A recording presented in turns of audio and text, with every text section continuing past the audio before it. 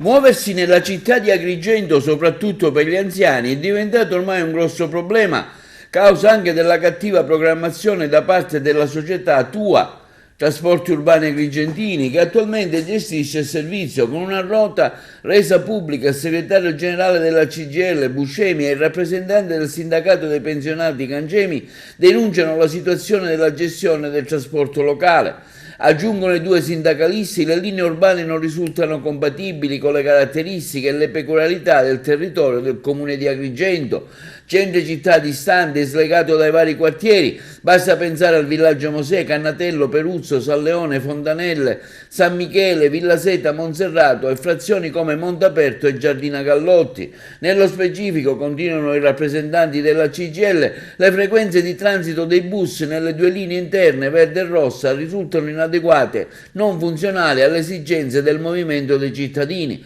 La linea verde con frequenza ogni 50 minuti e la linea rossa ogni 45 minuti. Le linee che collegano il centro ai quartieri periferici come Villa Seta, Fontanelle, Consolida ogni mattina avvengono circa ogni 30 minuti, pomeriggio ogni ora, villaggio Mosè e San Leone ogni 40 minuti. La cosa si complica di più per il collegamento del centro città con le varie frazioni come Montaperto e Giardina Gallotti, dove solo 4 corse al giorno non sono sufficienti. Un trasporto urbano così organizzato non fa altro che consolidare la marginalizzazione che per altri aspetti i cittadini che abitano in periferia alle frazioni già vivono.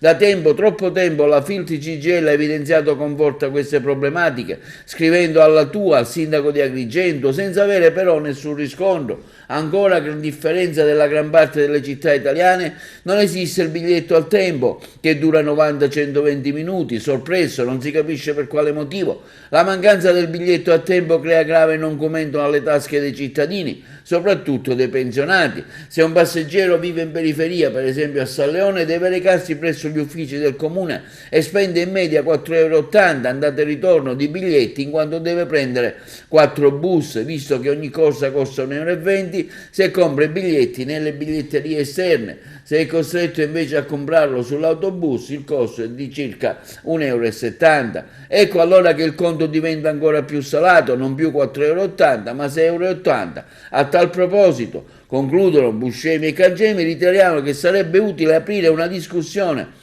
con le organizzazioni sindacali prima della pubblicazione del bando di gara per focalizzare le criticità della gestione attuale per programmare il futuro servizio tenendo conto delle esigenze della mobilità della cittadinanza agrigentina, con particolare attenzione a quelle degli anziani e studenti. La CGIL ha chiesto un incontro con il sindaco al fine di affrontare il problema